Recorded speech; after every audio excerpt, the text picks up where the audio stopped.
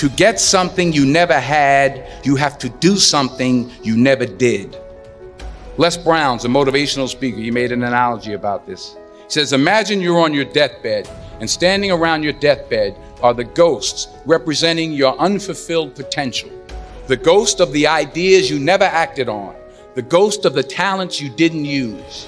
And they're standing around your bed, angry, disappointed, and upset. They say, we came to you because you could have brought us to life, they say. And now we have to go to the grave together. So I ask you today, how many ghosts are going to be around your bed when your time comes? Put God first. Put God first in everything you do. Everything that you think you see in me, everything that I've accomplished, everything that you think I have, and I have a few things, everything that I have is by the grace of God. 40 years ago, March 27th, 1975, it was 40 years ago, just this past March, I was flunking out of college. I had a 1.7 grade point average. I was sitting in my mother's beauty parlor, and I'm looking in the mirror, and I see behind me this woman under the dryer. And every time she looked up, she was looking at me, just looking me in the eye. And I didn't know who she was. And I said, she said, somebody give me a pen, give me a pencil. I have a prophecy. March 27, 1975. She said, boy, you are going to travel the world and speak to millions of people. Now, mind you, I was flunked out of college. I'm thinking about joining the army. I didn't know what I was going to do. And she's telling me I'm going to travel the world and speak to millions of people. Well, I have traveled the world. And I have spoke to millions of people. But that's not the most important thing, the success that I had. The most important thing is that what she taught me and what she told me that day has stayed with me since. I've been protected. I've been directed. I've been corrected. I've kept God in my life and it's kept me humble. I didn't always stick with him, but he always stuck with me. So stick with him in everything you do. If you think you want to do what you think I've done, then do what I've done and stick with God. Fail big. That's right. Fail big. Today's the beginning of the rest of your life, and it can be very frightening. It's a new world out there. It's a mean world out there, and you only live once. So do what you feel passionate about. Take chances professionally. Don't be afraid to fail. There's an old IQ test, was 9 dots, and you had to draw 5 lines with a pencil within these 9 dots without lifting the pencil. The only way to do it was to go outside the box. So don't be afraid to go outside the box.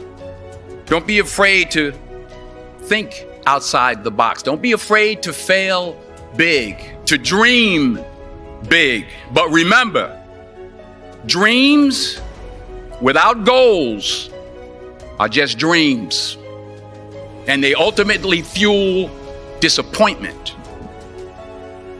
So have dreams, but have goals. Life goals, yearly goals, monthly goals, daily goals. I try to give myself a goal every day. Sometimes it's just to not curse somebody out. Simple goals, but have goals. And understand that to achieve these goals, you must apply discipline and consistency. In order to achieve your goals, you must apply discipline, which you have already done, and consistency every day, not just on Tuesday and miss a few days. You have to work at it every day. You have to plan every day. You've heard the saying, we don't plan to fail, we fail to plan. Hard work works. Working really hard is what successful people do. And in this text, tweet, twerk world that you've grown up in, remember, just because you're doing a lot more doesn't mean you're getting a lot more done.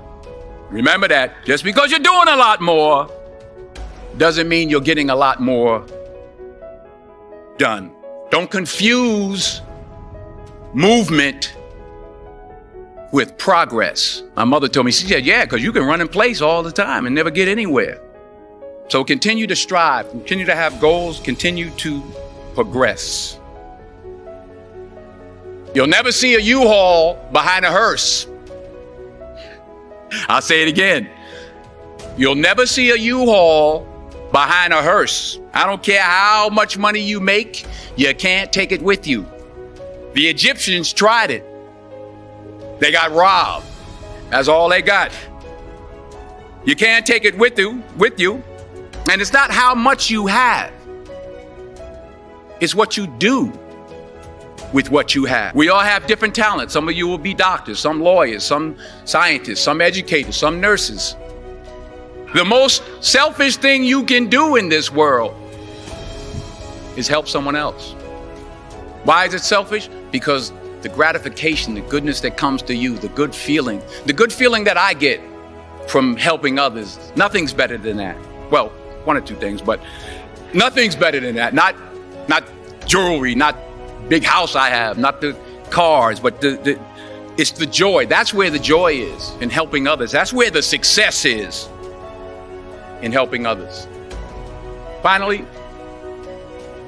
I pray that you put your slippers way under the bed tonight, so that when you wake up in the morning, you have to get on your knees to reach them.